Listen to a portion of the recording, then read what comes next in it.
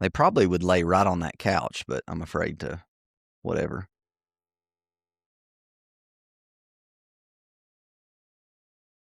So my approach to this is exactly like I would do a therapy session, Mm-hmm. but I'm just learning about what you do, Okay.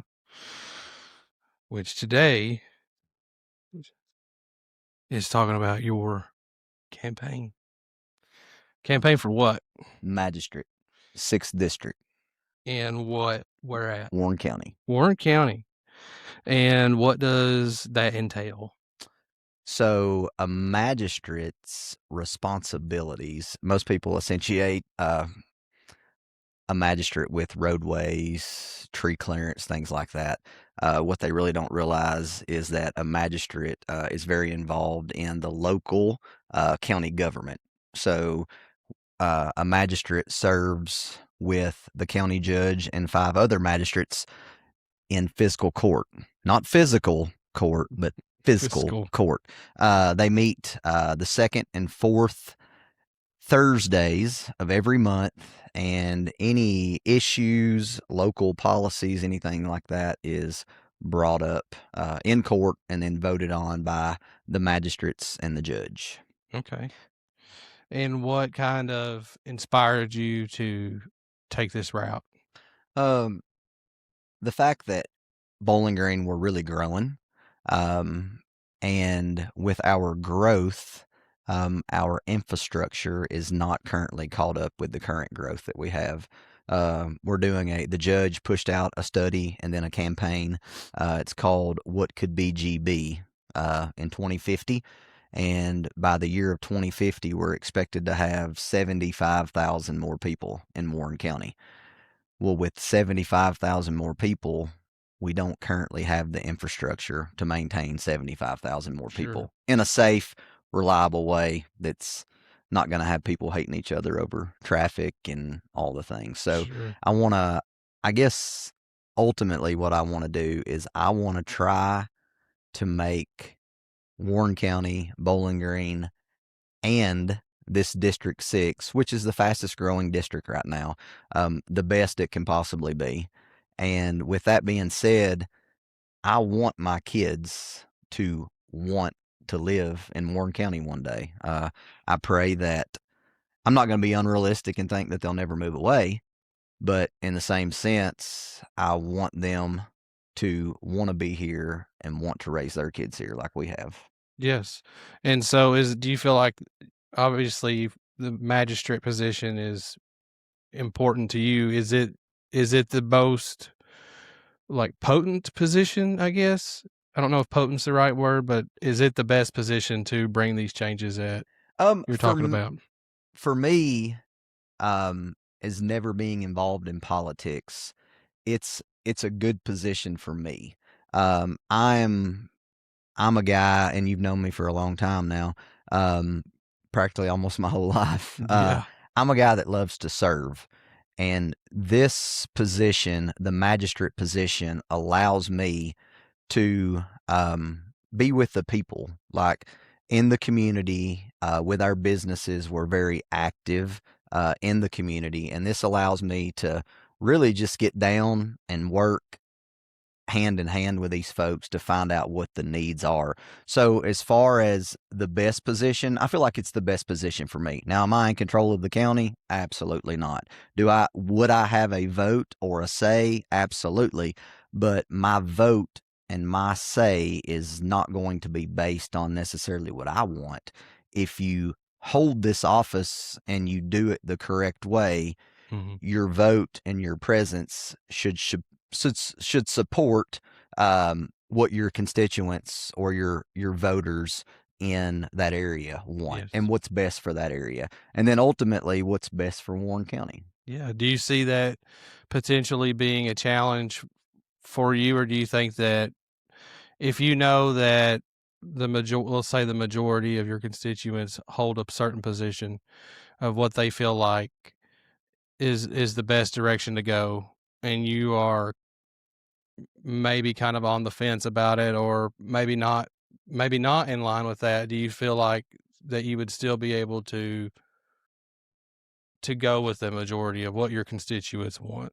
So I hate to say it depends on, because there's one altering factor that would deter me from going away from the majority, and that's only if the majority was opposed to biblical principles. Okay. Now, in a magistrate race, and what a magistrate is responsible for, I don't think that, I'm not going to say never, but with most of the issues that come up, um, there's not a lot of issues that face that. Most of our stuff is residential development, economic development, passing policies for um, I don't know, pets on leashes, and getting more support for our fire departments and emergency management and stuff like that. So with that being said, whether you want to or not, your vote has to go with what the majority of the, because you'll never make everybody happy, Right. especially in politics. Right. Like, you'll never make everybody happy. So with that being said, unless it goes against mine and my family's biblical principles, Mhm. you have to go with the majority. Yeah. That's what you have to do. What's kind of like first up on the docket for you if you get this position? Do you have any ideas of avenues that you would like to pursue? The first thing that I want to do is I want to maintain what we have. I've been reaching out to some local folks, some folks that have lived in this area for a long time, and a lot of blue collar people just like me, that are out there working every day. They're driving these roadways.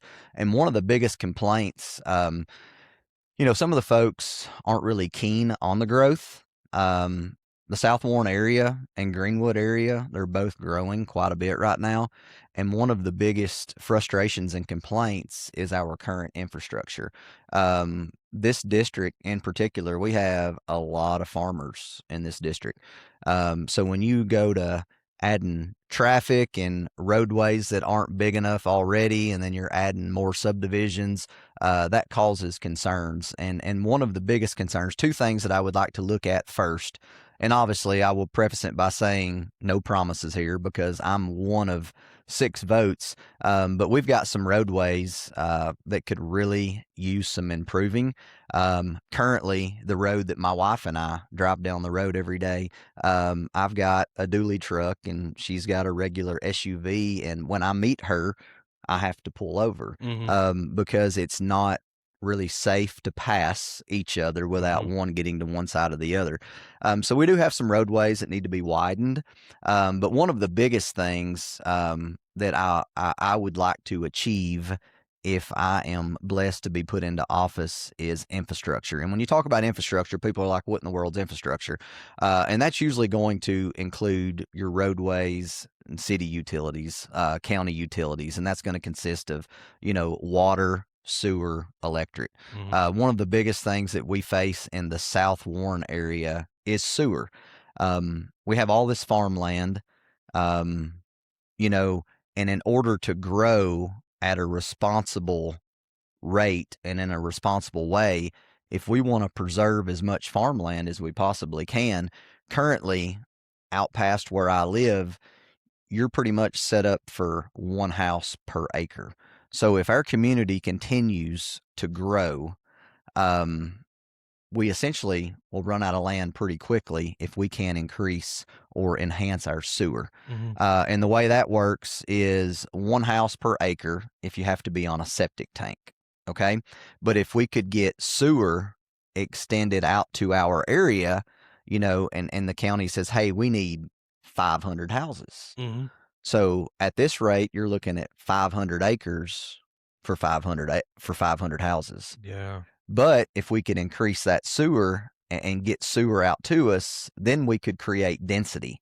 So then we could put 500 houses on 100 or 125 acres. Now, yes, that's a subdivision. Houses are closer together and all that thing. You're looking next door at your neighbor. But if the need is housing and the wish is to preserve farmland, or preserve agriculture space or the view in your backyard or whatever, density is the Yeah, best way for us to do that. So sewer, uh, sewer would be one of the big target items that I would be looking at and pushing for this area. for sure. Is there is so I get is there I get the sense that like subdivisions are kind of not people aren't a fan of them. Is that the case? It depends on who you talk to. Some people love subdivisions. Some people love residential, development like that. Some people like the commercial developments out, Hmm. in the middle of nowhere. It does add a nice convenience, but in the same sense, sometimes people aren't as adaptable to change. And I've heard it several times just in the past few weeks being out talking to people. Uh, I guess my start for the campaign, I didn't want to start approaching people with, I'm going to do this, I'm going to do that. I wanted to go talk to people that had lived in this district longer than me. Hmm. Warren County's been my home for 25 years now. Amy and I are raising our kids here. So I wanted to talk to folks that had been here to see what they really, one thing I said is, hey, what's the number one thing in 5 years? What's the number one thing that you don't want to lose? Hmm. And most of them has been our way of life. We like living in the country. A lot of folks enjoy being able to look out their backyard and see deer and Finn and I are avid hunters. We love Hmm. wildlife, but a lot of people enjoy that. But in the same sense, a lot of the other people love the growth, and they love the fact that we have a Dollar General down the road, and that we're getting a Publix, and that my son and daughter's schools are directly across the road from each other. I mean, that's convenient, you know? Yes. We've got restaurants out here now. So it really just depends on who you talk to. Some folks love the residential subdivisions, and some folks, are like too much traffic, taking up land space, all that. So it's at the end of the day, like I said earlier, you're not going to please everybody. You just have to, we have to figure out what is best for the county. Yeah, and getting those ideas. I like the fact that you didn't go out saying that you were going to do this or that, but just getting feedback Right. on what you wanted to do because that's people want specific change, and it's good to go in with great ideas, but if they're ideas that other people aren't essentially asking for, it's not doing them any good. Right. And one thing people don't realize, and it's changed a lot. We talk about the change out here in District 6, and I can remember growing up, my dad would reach out to our magistrate back home, and we lived on a road that wasn't paved. It was occasionally chip and sealed, and then it was gravel for the most part. And he would always call his magistrate because the road was getting bumpy and Hmm. he needed a load of gravel. And back in the day, he used to be able to say, "Hey, James Carl, get me a load of gravel over here. The road's beating me to death." And James Carl would make a phone call. They'd get a load of gravel out there. They would spread it, and then Hmm. a month or two later it would go to court, and hey, this has already been done, we got to pay for it. Well, now it's not like that. Pretty much any decision, any funds, that are required to be spent, um, people have to it has to be voted on first, so you can't call me and say, hey, my road stinks, or I've got a tree obstructing my view when I Yeah. pull out.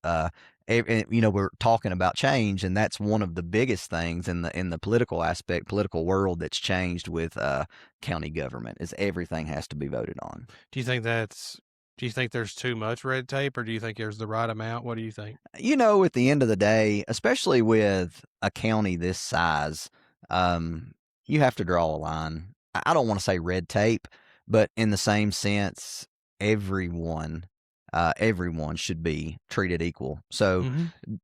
despite what subdivision you live in, where you're from, your family last name, um, you should have the same representation. So, not to say red tape, but I feel like it's more equally balanced between the people that live in that area if you do have to take it before somebody and get it voted on first. So, Yeah. I mean, I think it's good. Yeah. Is the house that you were talking about, is that the one behind the hospital? Yeah, Yeah. And I remember mom and dad's driveway was gravel for the longest time too. it Did was. they ever pave your dad's? They eventually did back home. They paved our entire road only because the hospital bought some property that they were using for a parking lot. Okay. So then it became accessible for medical personnel. So they paved the road. Yeah. So, yeah. Well, I mean, at least it got done. I think your parents finally got paved too, but Yeah, yeah, they did, but yeah, I don't, I was so little. I just remember mama telling me that we were going to have blacktop one day, and I was like, oh, that's cool. And yeah, then it was blacktop, and so I didn't know process of that or anything like that. But I do know they still have to come back occasionally and still pave back over it, because if they wanted to, I guess, to do it right, they would have to like dig it up and relay it because the ground's just not even or something under there. yeah. So some questions that we had come in was, you've already talked about infrastructure, and specifically was about the infrastructure changes needed to accommodate the growth. So you talked about sewage or sewer, Hmm. and same thing with the roads. Is it just roads and sewers right now, the main like the starting point? That would be the starting point. There's some other things that I would like to address, but for the most part, um, our biggest issues at the moment that a lot of people will attest, and just what I've heard from people, is Plano Elementary. Plano Road is a pretty hot spot. It's during school time in the morning time when you're dropping off kids, there there is not enough, I guess, parking and ways to get in and out. So obviously that traffic backs up in the road. So you remember back home, traffic would be a little worse in the morning times around Mm-hmm. your elementary schools. Well, particularly in Plano, around drop off and pickup time, it's pretty congested. Yeah.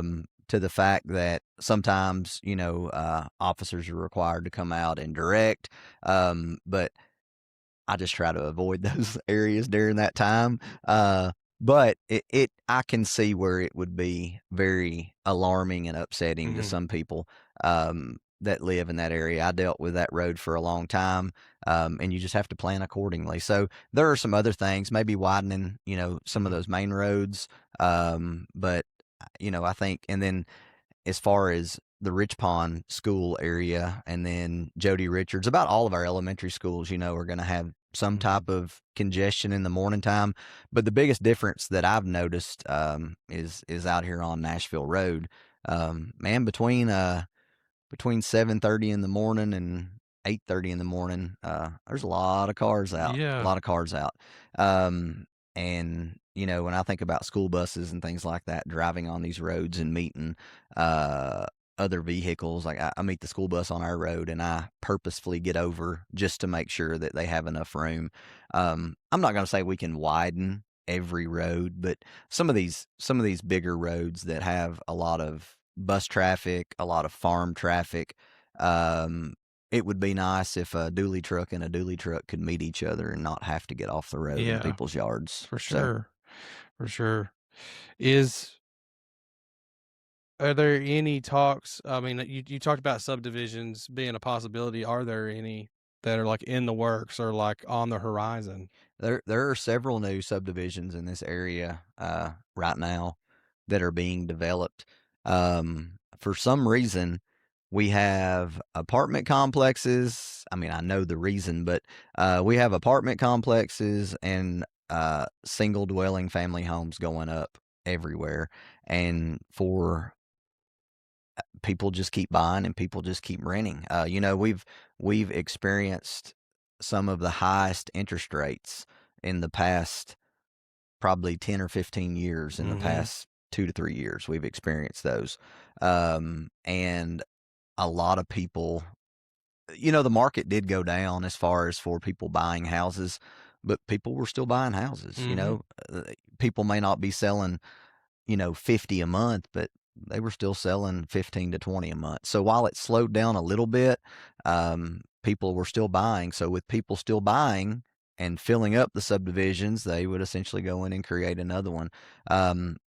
The housing need in Warren County, a lot of folks don't know this, but we have an international center here. So you met a guy this morning at Ridge Pond Market, Max, and his Yes. family came in from Ukraine when Yes. all the stuff started in Ukraine, and a lot of people, they think when refugees or international people and stuff like that come in, you think about New York and LA and Orlando and Mhm. Miami and like big ticket, but we actually have a Mhm. huge international center here. And that's why we have such a diverse population. Two things: we have the international center, and then I will go on record saying that Warren County Bowling Green is probably one of the most welcoming communities that Mhm. I know, for international people that come in. I love it. I met a guy during Leadership Bowling Green. His name, I'll call him out on the podcast. His name's Daniel Tarnagda. He runs a nonprofit here in town, him and his wife, Alice. And I have grown to love this family over the past 2 years. And he's a guy that came from Africa, Yeah. man, and his heart for Bowling Green. And a lot of these international folks, well, not all of them, but a lot of these international folks move in, and they will sit down, and you can develop friendships with these people and sit down and just have a good casual conversation. Um, and it really just makes me appreciate, Mhm. number one, the United States a lot more, Mhm. but number two, Bowling Green, Warren County. Yeah. Just how blessed, even on our worst day, Ben, Oh, yeah. um, just how blessed we are here. I completely agree. And without that international center that we have, and then our community Mhm. being so welcoming, uh, we wouldn't have that here. And I'm talking Daniel and his wife, like they are hardworking, society providing, contributing citizens, Yeah. and they bring in new ideas. We don't always do things right, Yeah. so I think it's good to have other minds out there looking in. So I don't know how I got off on that No, tangent, but no, well, we were talking yeah, about housing, and yeah. Well, so the international community are a yes. big portion of the housing need. And most of them in the beginning, most of them, as far as for placement, I'm not going to say all of them, but for placement, they'll end up in an apartment for a little while, and we have really nice apartment complexes here now.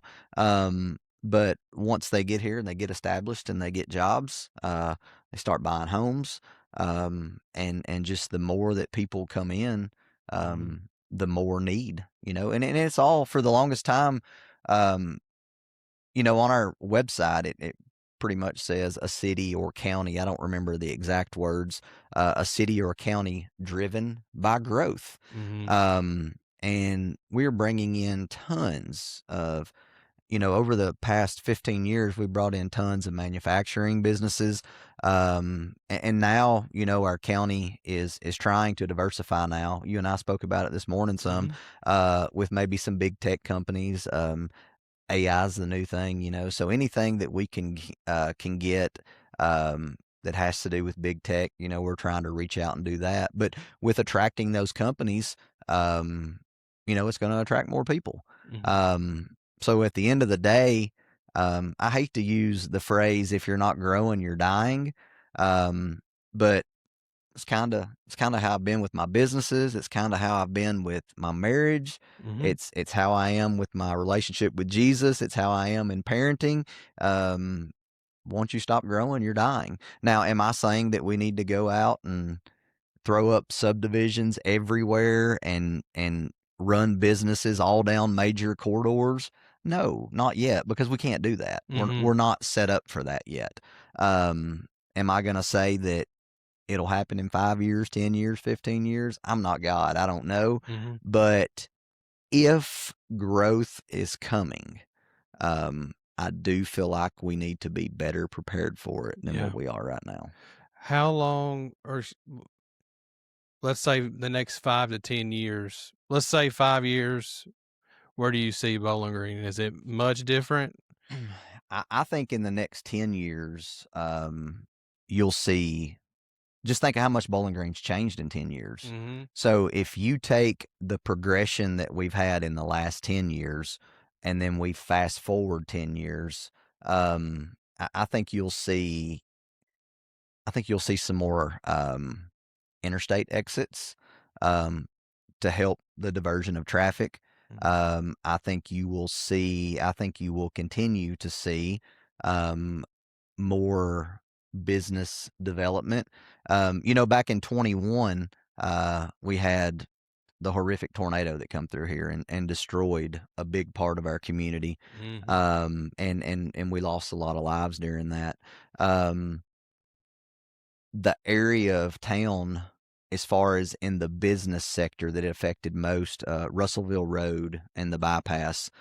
I'm not going to say all of them, but a real high percentage of those businesses have been rebuilt and restructured.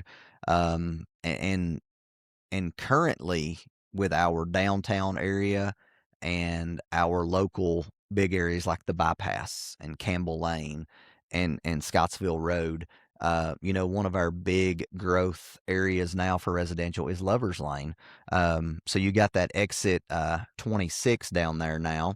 And 10 years ago there was some houses down there, Mhm. but now you've got the Embassy Suites, you've got several banks, you've got Graves Gilbert and Greenview, their surgery center down there. It's just taken off in front of Tony's and Embassy Suites there. uh, or behind it you've got the hub, and then they're putting in a shopping center there in front of it. So at some point, I think you'll see Lovers Lane fully connected. I think there's still a few spots there on Campbell Lane, that's some vacant land.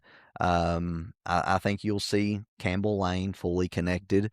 Um, I don't know of any gaps in the bypass. It's pretty jam packed, and I don't know of really any gaps between the bypass and the 6,000 block of Scottsville Road. But I feel like in the next 10 years we'll fill in all those gaps with businesses and industries. We've got our North Side Industrial Park out off of exit 20 and 22, that area. We've got more businesses coming to town. I think you'll see that. And with that, you'll see more people. We've got this South Industrial Park here that we have expanded kind of over toward Russellville Road. It's the South, I refer to them as the South Industrial Park and the North Industrial Park. But on this South Industrial Park, there's a little bit of room in there for some folks to come in and some revamping of some current businesses. But yeah, I still think that we'll continue to see growth. And that's why um, I am just so set on trying to get our infrastructure ready. It Mhm. feels like we've been behind the eight ball, and I'd like to get in front of it. It's like we're fixing stuff after it happens. So I guess let's try to think ahead and plan More for it instead of, proactive. be proactive instead of Yeah, reactive. for sure. Are you comfortable talking about, like this would be a pretty big gear change, but just like talking about who you are and like your family and Yeah. stuff like that? Let's start with where you grew up and how you met your wife, my sister, for those who don't know. So I am from Tompkinsville, Kentucky. Um, Tompkinsville, not Hopkinsville, because we get that all the I time. get it too. You tell people where you're from and you say Tompkinsville, and they're like, "Yeah, Hopkinsville. I know where that's at." And I'm like, "No, it's Tompkinsville." Um, it's a small community in South Central Kentucky. I'm proud of my hometown. I graduated from Monroe County High School. My parents, my dad was a bivocational minister. He did music and youth. He was a non traditional college student, meaning that he started college after he had a wife and two kids and a job. And they never thought that he would make it through because he had started, and he got a standing ovation at his college graduation because he made it. He was Yeah. 30 something years I didn't old. know that. Yeah, he did. My mom, so he was a school teacher and a minister. My mom was a nurse. My dad's Ricky, my mom's Sheena. And Ben, I had a great childhood. I really Yeah. did. Both of my parents were very involved and active in church. They forced me to go to church. I will say, growing up, I was probably at church a lot more than not wanting to be there than wanting to be there. But when I sit here and look back over my life and then see how involved we are now, I know by them forcing me to go, Yeah. that the word didn't fall on deaf ears. I heard, and a lot of that pierced my heart, pierced my ears, and that's why I have a relationship with Jesus today, and that me and my wife and my family are very active. But Monroe County High School, played sports. I loved Mhm. football. I love basketball. I love baseball. I played all three sports, and I was very mediocre at all three of those. Um, I just loved it. Yeah. I hustled, and that was about the only advantage I had. A lot of people back home that I still communicate with and talk to a lot. Um, obviously your family, we're all family. But a lot of folks back home, I still call Tommy Gearlds a lot and talk to him, and Mhm. just to get advice and whatever. But very proud of Tompkinsville. Um, I've been told to ask Tommy to come on the you podcast, should but ask Tommy. He would be good for this. okay. But very close to a lot of people still back home. But there's a lot of Tompkinsville and Bowling Green now. Running this campaign, man, I've just so many people that have Tompkinsville roots that live in Bowling Green now. But I met my wife, your sister, probably when I was in kindergarten, and we lived on the same road, Woodhaven. Mhm. So to fast forward, I always thought Amy was cute and all that things, but it was like my best friend's sister. Mhm. So fast forward, Amy and I never really thought about dating.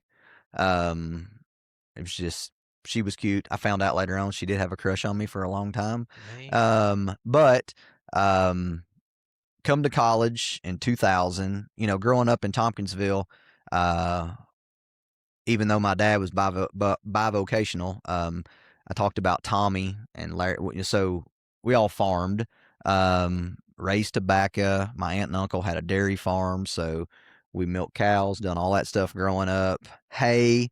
Um, I think tobacco is the worst farm That's work what I hear. ever. Like, I don't know why there's not an automated way to do that now, but working in tobacco sucks. But I gained a lot from it. Mhm. So I worked worked on the farm. I worked at Key Industry for a while. It was a textile and garment factory. They made Key bibbed overalls. I put the bib pockets on the front with an automated machine, so there's an automated machine for blue jeans and stuff, but not for cutting tobacco.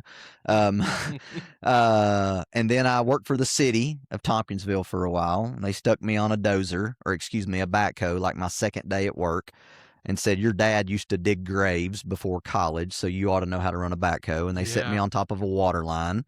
Yeah. I hit the water line, and it shot everywhere. We shut down the city water for a while. Yeah. But 2000, moved to Bowling Green. I attended Western Kentucky University. Um, Man, in 2005, it's not something I really talk about a lot, but it helped shape who I was or who I am. I was actually dating somebody else, and was in a relationship, not a good relationship. We were engaged to get married, and I, it just I realized and felt Jesus tugging at my heart to say, man, this is not the path I have for you. This is not the mate that I have for you. And you need to end this and go a different direction. And I had just felt that for a while. So finally I got the nerve to do that. She's doing fine now. She's got a kid. Her kid's, doing well.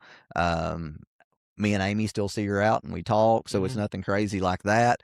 It's kind of like Garth Brooks' song. What is it? Unanswered Prayers. Unanswered Prayers. There you go. So anyway, but I met Amy shortly after that breakup. And Amy's not the reason that we broke up or anything like that, but she was there. And it's funny because I went to your dad's office and your mom was like, she had heard that we'd broken up and stuff. And your mom was like, now, Amy's in town this summer. Oh like, my she's gosh, staying here. I didn't know Yeah, that. she's staying here and she's working at Tony's office this summer and whatever. And I'm like, whatever. So evidently your mom talked and my mom talked, and later on that summer, Amy and I, started just friend, like going and watching movies and doing whatever. But fast forward, we talked about starting to date. She was at University of Louisville then, finishing up her undergrad. So we dated, kind of got a little serious. So I had to go to your brother, Nick, and say, hey, dude, like, really want to date your sister. And so he come to us both and said, hey, man, here's the deal. Like, you're my sister. He's my best friend. If it don't work out, y'all are still going to have to be around each other. So I tell people that I married Amy to keep my best friend. Okay. But I'm just kidding. No, I know. But no, it was good. We got married in 2007. She had finished her undergrad. And then she started her master's there. So we moved to Louisville our first year of marriage, lived there for about a year for her to finish her master's. And we moved back home in between her medical school transition. We moved back home to Tompkinsville. And I'm actually glad we did move back home. And it's kind of one of those things, like, you don't know why stuff happens, but like when you look back on it, you understand why it happens. And actually, something you and I have not talked about a lot, but that year that we moved back home, what year did you graduate high school? 2010. So during that year that we moved back home, I don't know if you remember this or not, but me and Amy, your mom and dad would come too, but your nanny and Papa Carter would come and watch you play football. And me and Amy would end up riding/driving Nanny and Papa Carter to your JV and varsity football games. Okay. And it was during that transition or break year for her. Amy got a job at with the Monroe County Board of Education, and she substitute taught before she started medical school. I remember that. But during that time, we got to spend a lot of time with your nanny and Papa Carter. Yeah. And then what happened in 2008? He passed away. Your Papa Carter passed away. So had Amy been like full on med school then and all that stuff, she would have missed that time. And like, those are some of my best memories, like driving down the road. He would drive to the ball game at 45 miles an hour on the interstate. Yeah. But he made it a point to let one of us drive home. Yeah. So I don't know how I got off on that, you're but good. we moved back home. She started medical school at Pikeville in 2009. She graduated Pikeville in 2013. During this time, I had owned my businesses, and I was blessed to be able to run my businesses remote. But like on the weeks that she had like big block exams and stuff, I made it a point to be out of town. So I would make the trek from Pikeville to Bowling Green. We still had a house in Bowling Green as well. But I enjoyed that time. I did when we lived in Louisville. I enjoyed that time. I think personally, I talked earlier about wanting my kids to live in Warren County forever. But I think it's good for a newlywed couple to, I'm not saying move to California or anything, but like we lived in Louisville and it was far enough away to where Amy and I had to learn really quickly to become both dependent upon each other and then independent within ourselves. Yes. But it was close enough to where, God forbid, something tragic happened, we could be home really quickly. Yes. Or if one of us were just sick, a parent could get to us. So, but we lived in Pikeville. That was fun. A lot of people are like, you lived in Pikeville. Dude, we had a great time out there. Met a good, and Pikeville is really where she and I both got re-involved in church. When we first got married, we were doing the married thing, and on the weekend, you were just goo over each other, and Mm-hmm. not saying I'm not goo now, but you have responsibilities. So I worked through the week. She went to school through the week. We would veg out on the couch on the weekend and watch whatever shows we were watching. Back then, you bought DVDs and just watched them all at one time. Yep. But we enjoyed that. When we went to Pikeville, like we were spending our Sunday mornings watching TV and sleeping in. But when we got to Pikeville, I realized that we needed to be involved in church and in the community. So that's really where that started again. 2013, we moved back to, no, we didn't move back. We landed in Lexington, Kentucky. I don't remember this. So her residency, that's about when you were, so it was 2013 to 2016. So you were I was transitioning towards going into the military. Yes. So we lived in Lexington. 2013, we had Harper. So Amy, she started residency. No, back up. 2012, we had Harper in between her senior or junior and senior year of med school. So then Amy started residency with 1-year-old Harper. Residency was tough. Like they worked her butt off. She learned a lot, but we were at UK, and we stayed there until 2016. Amy started her job at Graves Gilbert Clinic in 2016, and then shortly after starting in October, we had Finn. So that's my way on meeting Amy. She's been in my life pretty much since I was in kindergarten. Both grew up same street. I could not just saying this because you're here, but like I could not ask for any better in-laws. Don't even consider them in-laws. Tony and Teresa have been incredible to me since day one. They have never treated me any different. I mean, you see at Christmas, you see at birthdays, you see at whatever, like everybody gets treated equal. If something good and successful has happened in my career, they have always called me and congratulated me. And then, you all, like Nick's been my best friend, for a long time.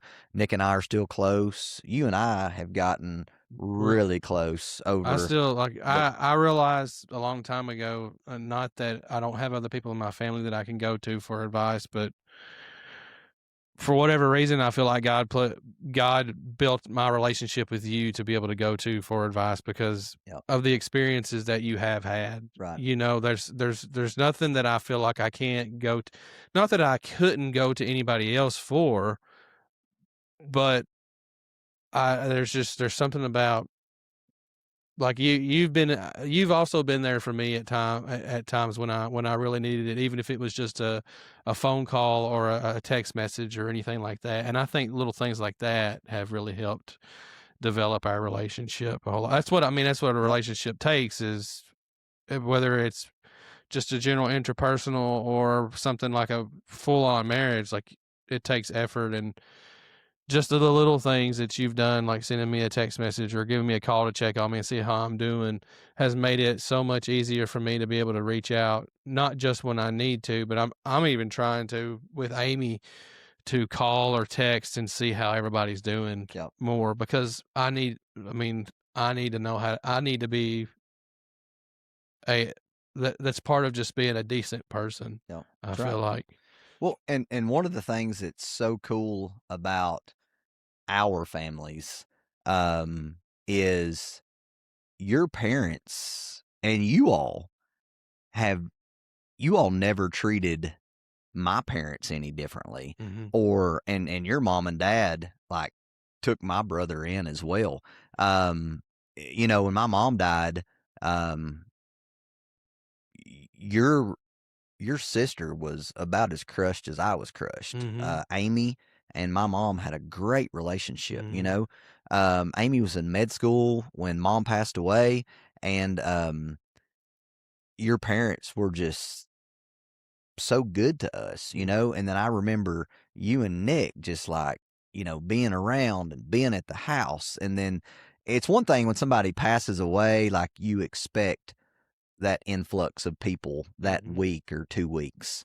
But like your parents, you, of course, you were still in school, your brother, um, like months and months and years after. And like your mom still to this day, like on my mom's anniversary date of her passing away, like she'll text me and say, man, your mom's so proud of you or whatever, Yeah.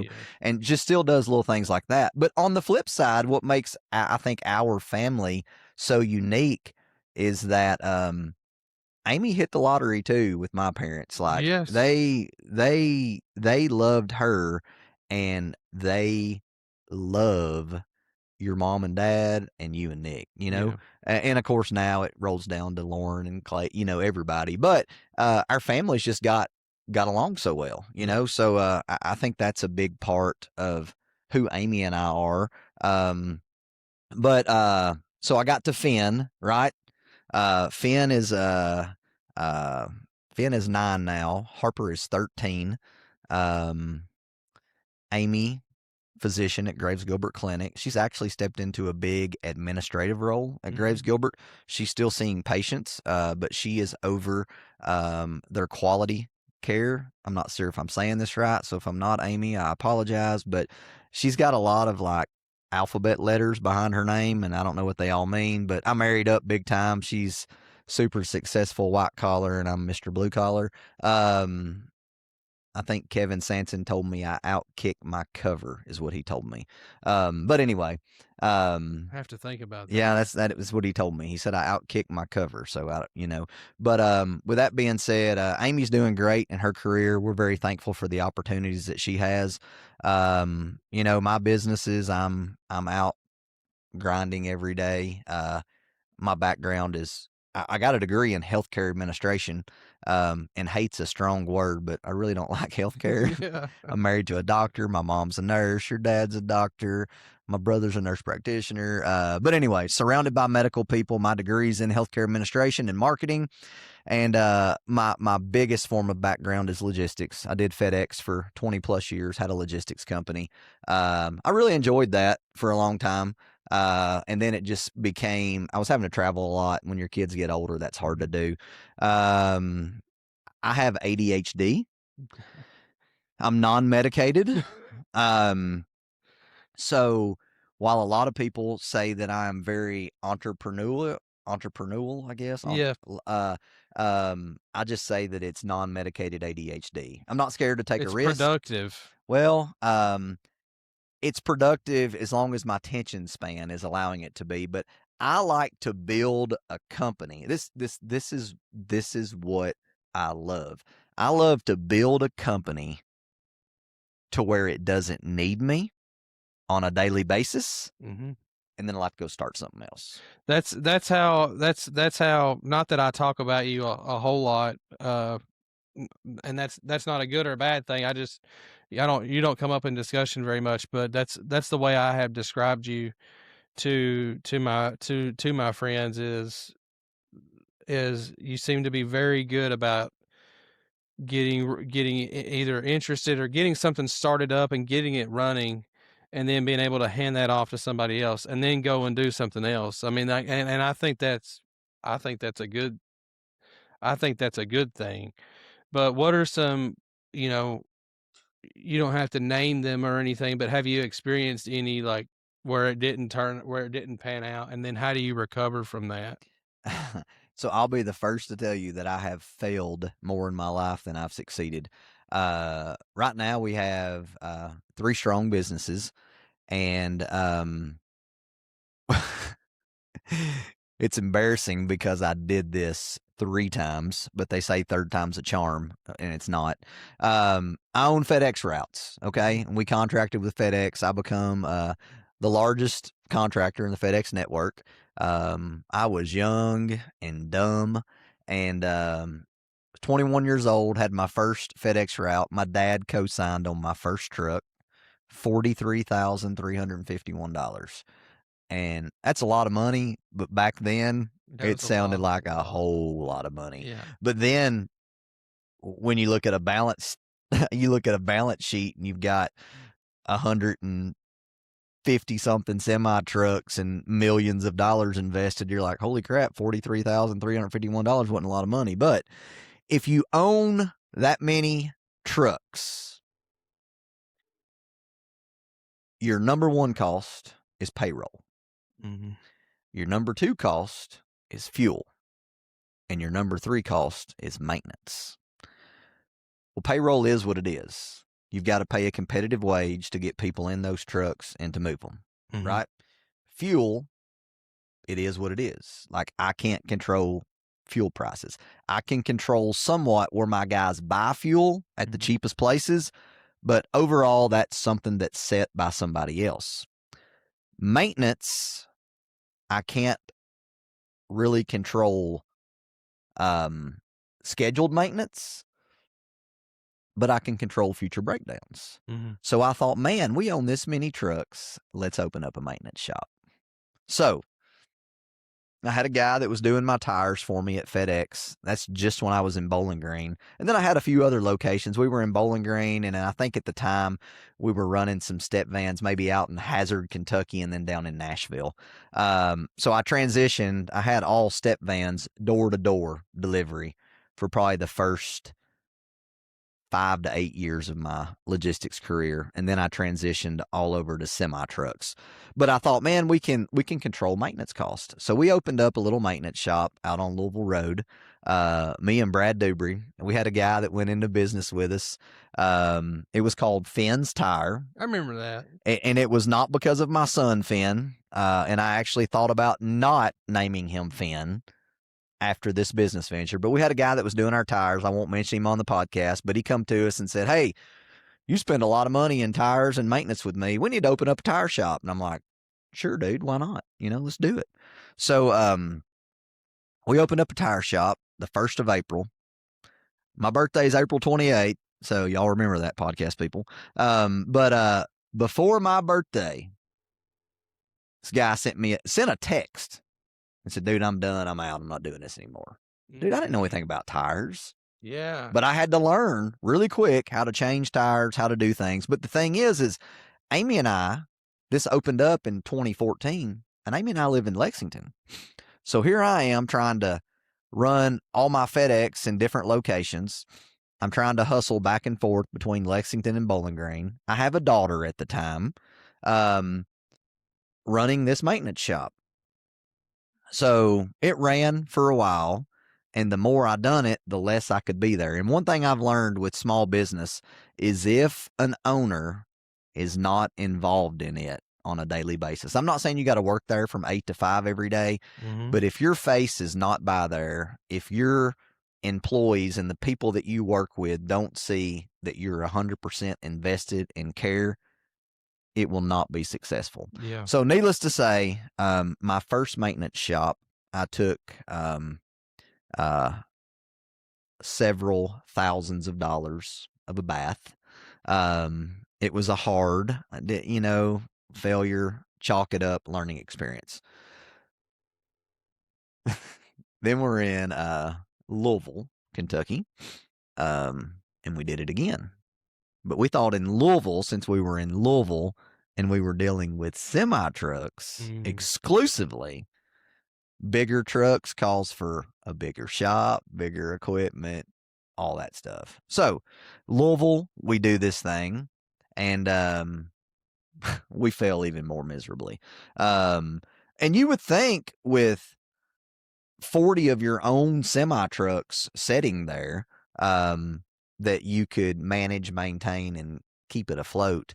But with me and then my business partner at the time, Brad, not being there every day, Sure. it's just kind of like when the cat's away, the mice will play, and people don't care about stuff like you care about it.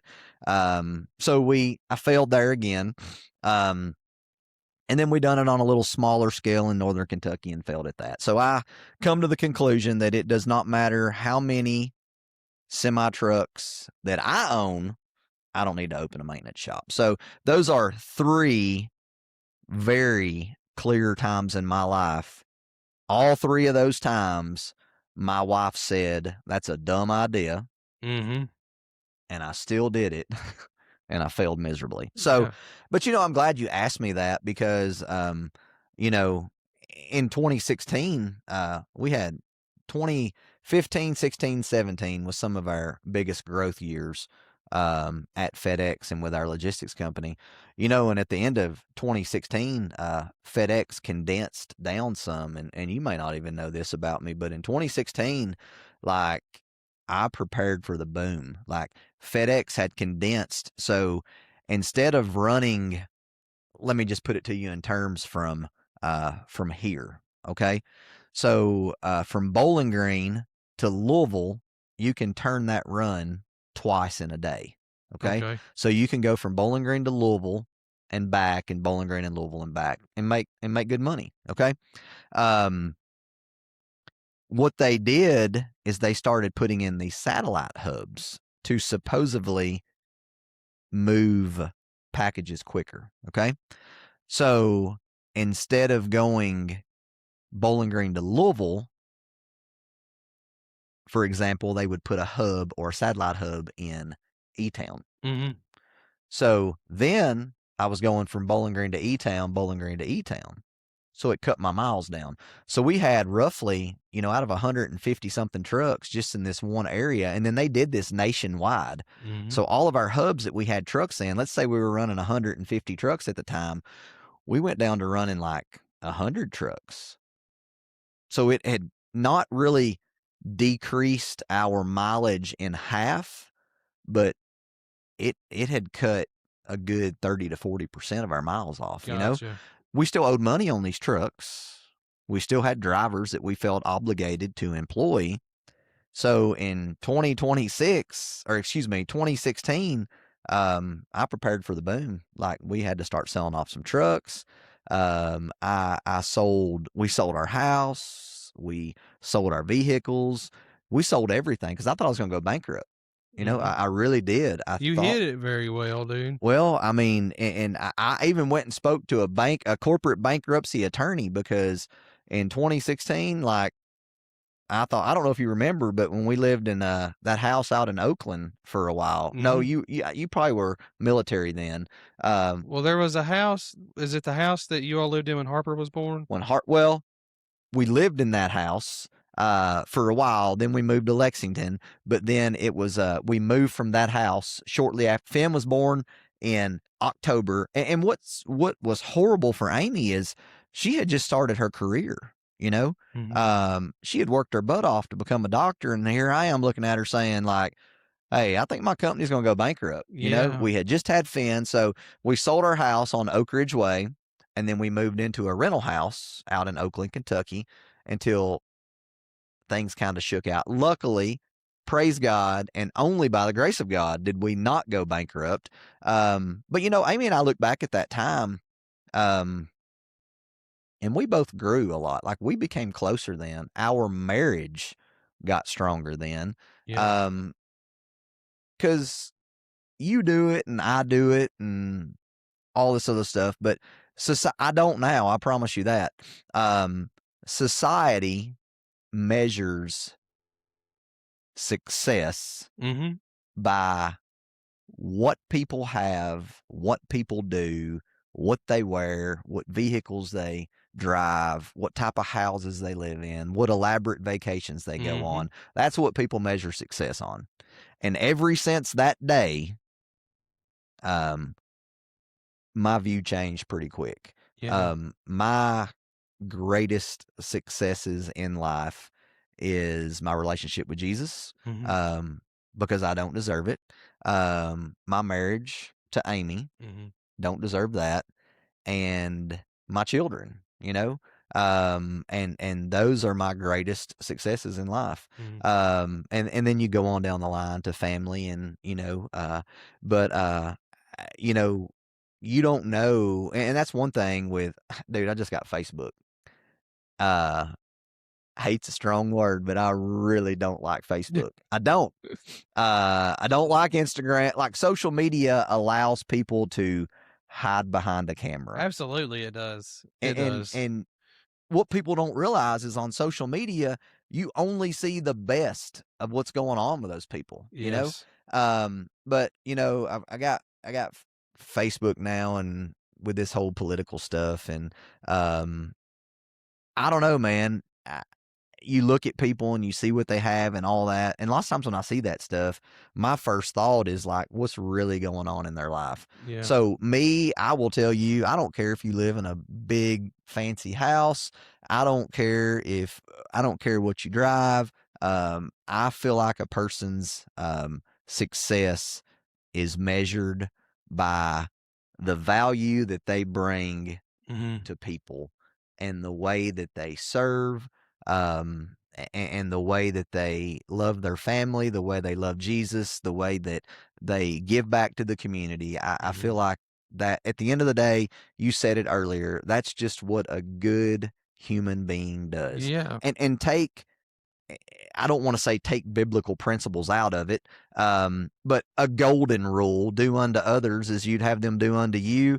If everybody would just practice that, Mhm. like, I think the world, I think politics, I think jobs, I think everything would just be so much better. Now, what people don't realize is within that phrase, do unto others as people do, you want others to do unto you. That's a pretty cool picture of the gospel, It is. It's Um, the second greatest commandment pretty now, much. so with that being said, you know, I just think it would be a lot better. Yeah, I think my definition of success would complement yours, and I think you would agree. I think what you would do is incorporate it. I don't think is like your success is not what you have, but what you like what you and almost it's not what you endure, but pretty much like what you have as after enduring because you and Amy like and I don't mean materially. I mean you and Amy, you know, you endured what you all endure, but you're still together and you're still fighting the same fight. Yep. You know, and that's success is what I'm saying. It's what you it's coming out the other side of Mhm. the things that you endure. Yep. Yep. That's right. All right, man. Well, I think this gives a really good picture of who you are Mhm. and what you stand for, why you stand for it. Is there anything that you would like to put out there that you didn't get the opportunity to, or that you wish we could have talked about? Uh, man, I, I don't know why anybody want to listen to me talk, but how we doing on time? Oh, we're What dude, we time got is it? all day. What time is it? It is 11:55. Perfect. Okay. So, you know, to be and not like you said, um, materialistic or anything like that, as far as career wise, but most importantly, as a believer, as a husband, as a father, um, to be where I'm at today, I don't deserve to be at. Mm, Um, I was dumb growing up, man. Like, I really was. And in college, um, we all, not all of us, but some of us like me went through a phase, and, um, you know, I'm just a normal person. And that's one mhm. reason why I like your podcast so much, because it's the average Joseph. You've got Yeah. just the average person on here. But one thing that I enjoy about it is listening to other people, because lots of times we like to follow that dark path of woe is me or Mhm. whatever. And at the end of the day, you can make life as good Mhm. or as bad as you want to make Mhm. and you know let's talk about Christianity for a second. A lot of believers believe that just because you're a Christian, your life is supposed to be easy, you know? Yep. And I say it has the reverse, especially if you're living the way that you're supposed to live, I because agree 100%. if you're a believer agreeing with the world, we might want to step back and pray and see what's going on. Yeah. Not saying you're not a believer, but it's a lot harder. But you know, my day to day life, um, we all face the same struggles. Yeah. Like my day starts every morning. I set my alarm clock and I go get my daughter up. Harper, it's hereditary. She's got She has ADHD. However, she's medicated. Praise God. Uh, Dude, she's a great student. She's into beauty pageants. I think she's the most beautiful girl. Her mother is by far the most beautiful woman. Harper's the most beautiful girl in the world. I support her. Her ADHD has such uh, a creativity to it. Like the girl can make shoes out of cardboard. Like Yeah. she's just so creative. But my day starts every morning. I hate to use the word struggle, but with a struggle, because I know I get up in the morning, I sit on the edge of my bed, I just simply say, Jesus, thank you for allowing me to wake up today. And then me and my kids have something we say. You heard it in the truck this morning. I say, it's a great day. And then they both say, to have a great day. So I try to start my day off with just, thank you, Jesus, for letting me wake up. Thanks for making it a great day to have a great day. Um, so, we start the day off knowing I'm going downstairs to wake Harper up. And then until she gets her medicine in her and going, it's hard to keep her on task. Yes. So once I get that task, and Amy she's helping during all of this, but me being the father figure, I just feel like it's my responsibility to do this. My next task for the morning is to get my 9-year-old son out of bed. And he takes after his mama. You've dealt with this with your sister growing up. He's not a morning person. Now, Harper's like me, buddy. She is happy in the morning. If it's on a Saturday morning and we have nothing to do, my unmedicated ADHD, and then her not being medicated yet, dude, we will drive Amy and Finn crazy. Yeah. Like we're off the walls. Music can't be too loud. Like that's just our jam, Yes. But then we start with Finn, trying to get him up and motivated and going. And he's the kid that if you don't leave him alone, it sounds like horrible parenting here, but if he had a shoe in the bed, he'd probably throw it at you, just like your sister did you growing up. Yes. But the only reason I say that is to say that my day does start off perfect, essentially, because I'm allowed to wake up and do it again. But very quickly, after just that small amount of perfect time, I already start with task 1 and task 2, So I guess what I really want people to know is everybody faces the same trials and the same struggles every single day. Yeah. And just knowing by listening to your podcast, you have real, authentic people on there that aren't scared to talk about successes. They're not scared to talk about failures, and they're not scared to talk about struggles, And then, those two things in the morning, I'm not the only person that has a 13-year-old daughter and a 9-year-old kid. So it's not, woe is me, why is my kid so hard to get ready in the morning? I just make the best of it and try to have a good time with my kids. And is everybody happy when we leave this house in the morning? Absolutely not. You left the house with us this morning. Do I have to honk the horn maybe once or twice for Harper to get out there? Yes. But at the end of the day, I am so blessed to have 2 kids that love Jesus, that are smart. And dude, one thing that we take for granted so much is our health. And they're both healthy kids, So with that being said, people face the same struggles, and it's just really all in how you react to it, how you prepare for them, and then really just how you want it to gear or Yeah. steer your life, you know? Yeah. So You're a real person, just like everybody that's else, right. but you still choose to make the most of what you have. Yeah. Most people that are around me. So in church, they laugh at me because I will I sign up to go to these events, and if you can't tell by now, in over 20, 30 years of knowing me, I love to talk to people, you know? Yeah. And I think on the business side of things, I brought a business partner in several years ago. I don't like being in an office. I don't like running financials.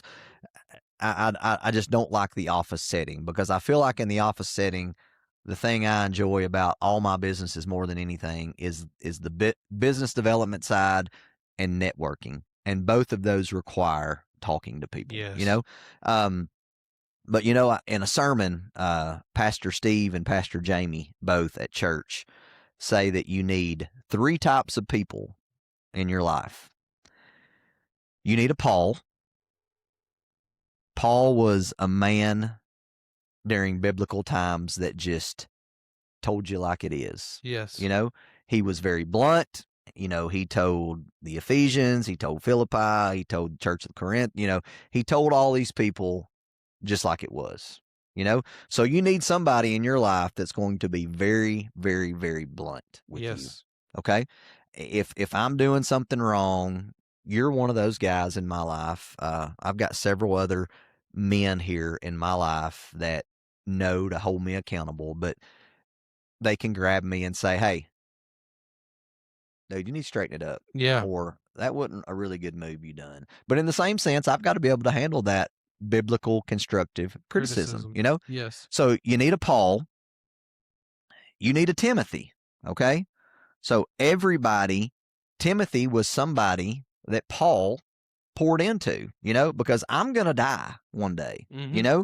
And we need other people in this world, both biblically, morally. We need to pour into people so that we don't lose our core Mm-hmm. values, and our truth. So you need a Paul to tell you like it is. You need somebody that you can pour into to help shape, not in an arrogant way, Right. but in a way to say, hey, this is what I do. This is why I do it. I like to bring everything back to biblical Yeah. principles. This is why I do it, because it says it right here. And then the last type of person you need is a Barnabas. Okay. Barnabas was known for being an encourager. He encouraged people. And in life, so many times, people only focus on the negative Yes. and nobody looks at the positive things going on. So when people see me and they talk to me, I am probably the most optimistic person that you'll ever be around. I would say so. Now, I've had bad days and I get in bad moods, but not even 9 times out of 10, 99 out of 100 times around people, I am always glass half full. Like I always am optimistic. I'm always ready to look for the good. Corey gets mad at me, my brother, when we're having business meetings, especially with employees. He's a Paul. He's a Yes. blunt and to the point, don't beat around the bush. I am, if you've got three things going on that I disagree with right now, I'm going to give you three positives to one negative Yeah. because I want to encourage you more. So if Yeah. you got three things that I don't like, instead of saying I don't like A, B, and C, I'm going to tell you that I really love A, B, and C, but I don't like D. And then, down the line. Yes. But at church, we have single moms oil change, and I'll sign up to help cook breakfast, or I'll sign up to change the oil in cars and whatever. And people say, whatever, Justin, he'll sign up to help cook breakfast and he'll be here at 6, but he'll go MIA talking to people or Yeah. whatever. And I finally had an elder, Tim Murley, come up to me one day and he said, man, it's important what you do. And I said, "What do you mean?" And he said, "Just the way that you talk to people and make them feel welcomed, and the way that you'll sit and listen to them." And he said, "Encouragement is a good thing." Mhm. Um, he said, people focus on the negative too much, and we don't focus on the good that people Yes. do. So that's one thing that I try to do. I try to encourage people, and every time, especially, bringing it back into politics, our sheriff here in town, Sheriff Hightower, um, he probably gets more negative comments than he gets good, Mhm. But one thing that he and the county were able to do for us in the past 4 years in his term, I don't know the exact time frame, but they have been able to get police officers at all of our county schools. Mhm. So, and that you think, man, y'all live in Bowling Green and you don't have that? Man, not until in the past few years. We didn't have safety resource officers at each school. So now, every time I see him, and I truly mean it, uh, I go up to him, I shake his hand, ask him how he's doing, ask him how his wife's doing, and I always tell him, thank you for doing that Yeah. to protect our kids. And that's really what I want, people to know is encouraging people and seeing the good in people will go a long way. And you talk about that, randomly texting you and all. Dude, I'm not going to say that I remember all this. I literally put reminders in my phone when I'm thinking about it. Like, if you see my reminder chart on my phone, and it'll just pop up, and sometimes I miss them, but I've got probably 10 random people. Uh, some of them I'm not seeing for 10 years. Some of them I see on a daily basis. Some of them I may not have seen in 5 years, but I've got a random text that says, uh, text Jesse today. Yes. See how he's doing, and it'll say, I'll have a reminder that comes up that says, hey, give so and so a call and just Yes. see what's going on in their life. And a lot of people think, man, like you're really good about that. I mean, You it's are cause good about it. well, but Just it's because it doesn't happen organically. It well, does happen organically, but it plays out in a more and it's still genuine. it is genuine, yes, because number one, I love people, I really do love people, and I love communicating with people. Yeah. So I guess that's one thing. We talked about success, and the way people view it. And at the end of the day, when I am laying in the dirt, like we all will be one day, um, when they drop me in the grave, I want people to be able to say, he revealed the love of Jesus every Mhm. day to everybody he talked to. I want people to say he was a great husband to his wife. Mhm. And I want people to be able to say he was a great father to his children. And I pray by then they're married. I pray Finn has a wife and Harper has a husband and we have tons of grandkids. But I want them to say he was a great family man and he loved and served this community. Yeah. I don't care if they mention any business I've owned. I don't care if they mentioned any award that I've got that's just a plaque laying down somewhere. At the end of the day, as far as legacy, like that's what I want people to You wanna see. reflect Yeah, Christ to them. that's right. That's right. And when I think about my dad and when I think about your dad, Mhm. like a lot of people depend on your dad. Yes. A lot of people depend on my dad. Yes. But at the end of the day, two of the most important things that I can say about both of those men is not their career and the things they do on a day to day basis. Well, actually, it is the things they do on the day to day basis because they both exemplify Christ in a positive way Mhm. and they both are great fathers, Mhm.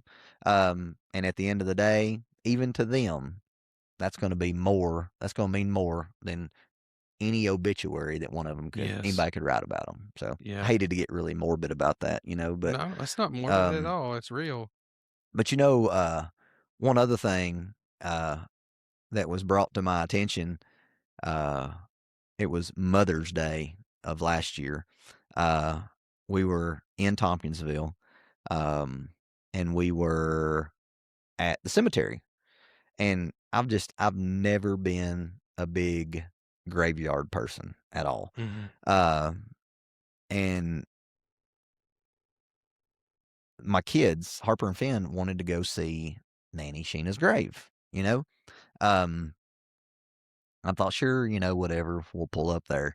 So we pulled up there, and of course, it had some dust on it. And Amy, like, she's awesome. Um, she she cleaned it off, whatever. And we were just standing there talking, and uh, Harper and Finn looked at me and said, "Well, Dad, I guess you'll be buried here." I looked at Amy. I said, "No, I hope not." Mhm. And they said, "Well, why? Why don't you want to be buried here?" And I'm like, "Well, I'll probably be buried in Bowling Green somewhere." Yeah. And Finn said, "But Dad, this is where you're from." And I'm like, "Yeah, I know." And Harper's like, "Well, I just don't understand. Like, your your mom's buried there. Like, Pa will probably be buried there. Like, Mhm. he's seen my grandparents' grave, Mammy and Bill buried right there." I'm like, "Man, here's the deal." I said, "I am from Tompkinsville. I am. And I'm very proud. I enjoy bringing you all back to see these things and do these things." I said, "But Bowling Green, Mhm. that's our home. Mhm. That's my home. That's your mom's home, and that's your home." Mhm. And I said, "So, um, that's why I'll be buried in Bowling Green one day." And Harper and Fan were like, "Well, yeah, I kind of see that. Like, we go to church at Hillview, and you would have your funeral there." And I'm sitting here talking about this with my kids, and it sounds kind of crazy, but um, I say all that to say, um, you know, life's tough. We're not promised easy days. Um, and in the famous words of Farmer Fran on the Water Boy, home is where you make it, Yeah, it is. and Bowling Green has become our home. And one thing I do want to put out, what a horrible son I am, and a horrible son my brother is. I both said we weren't. Somebody I've not mentioned, and I want to mention, um, because she's a very instrumental part, an important part of our life. Um, we don't do graveyard. We just don't. I don't Mhm. put flowers on my mom's grave. I don't go clean my Mhm. mom's grave off. I don't do anything like that. Um, you know who puts flowers on my mom's grave? Miss Pat. Nope. Miss Pat's a very important person in my life too. But my dad was blessed to find love again after my mom. Yes. And my dad's wife, Rhonda, I still call her Rhonda, and I think she respects that and appreciates that. But the number one name that we all call her is Nana, because my kids never knew my mother.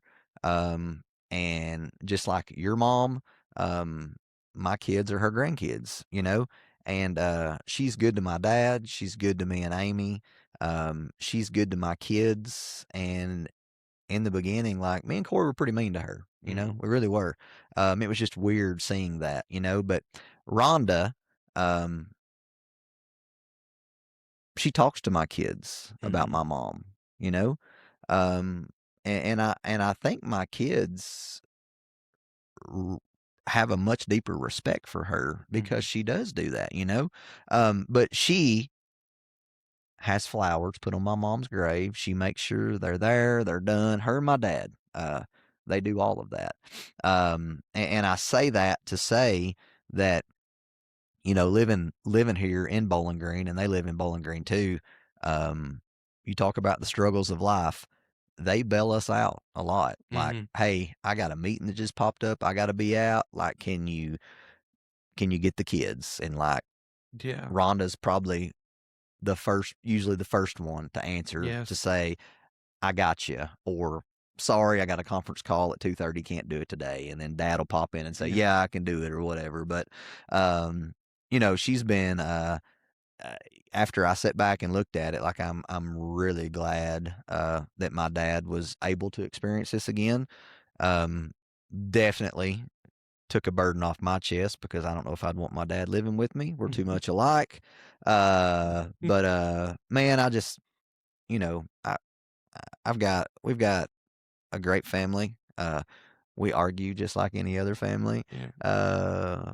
We have differences just like any other family. But when I sit back and look at it, both of us, you and me both, we are very blessed when it comes to that. So Absolutely, man. We anyway, are the best families, and I've seen my fair share of families that aren't mine, and I kind of it makes me thankful to know that the immediate family that I have mm-hmm. is structured the way it is, and is filled with the people that it's filled with. Right. So, all right, man. I appreciate you coming on the podcast, and if I could vote for you, man, I would, not just because you're family, but based off principles alone. And so where are you headed to? What's next for you on the campaign trail? What are Well, you getting ready for? today on the campaign trail, we do the ballot position drawing.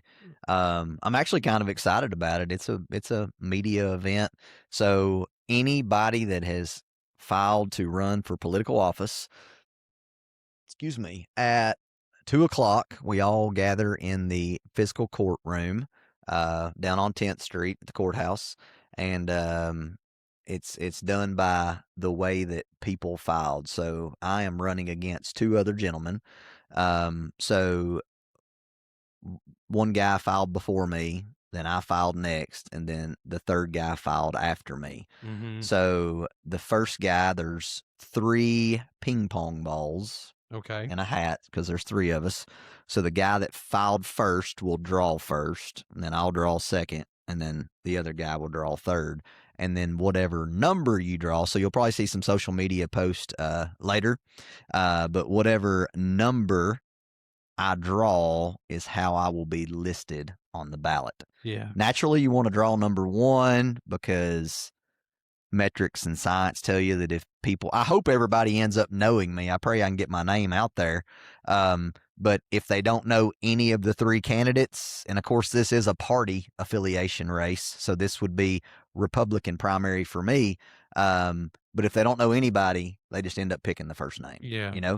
or they pick the incumbent, if they don't Yes. know any of the 3 people. So, since I'm not the incumbent, it would be great if I could get slot number 1. But you know what? A lot of people have asked, like, hey, how are you? Number 1, why'd you do politics? Or why are you doing politics? And it's because I have the heart to serve and want to do things better. But secondly, um, you know, I'm not going to, they ask me, why am I not more worried or concerned or whatever? Mm-hmm. And at the end of the day, like I've already said it, you can't make everybody happy. I'm going to go out and voice my concerns, my opinions. I will listen to other people. I will live by my foundational core values, and God's going to let it be what he God's wants got to it. be, Yeah. So, if he wants me in this office, I'll be in this office. Yes. I'm going to work my butt off, and I'm going to try to earn every vote that I get. I don't want people voting for me because they think I'm a good person or they like my shirt I've got on. I want them Yes. to vote for me because they think that I'll do the best job for them. So at the end of the day, he's got it, but so I'm going to go the ballot drawing. Very excited about that. And then, man, we just got a typical day. After that, I'll have a work meeting after that, and then basketball game tonight. Finn's got a basketball game. I have learned very quickly. Dang, man, it's really hard to coach youth sports and be in a leadership role at church, Yeah. and then to be in politics. Yes. Well, we won a game last week, and evidently a lady thought my team was too aggressive, and she thought I allowed things to happen on the court, which meant Finn diving for a jump ball. And she, Can't be having any of that competitiveness. I mean, she made it very clear that she didn't think that would help my political campaign. Well, that's But okay. at the end of the day, I'm just a real person trying to coach my son playing basketball. So Yep. anyway, All right, man. Well, let's get you out of here and get you where you need to go. good deal. Thank you. Appreciate you. Thanks.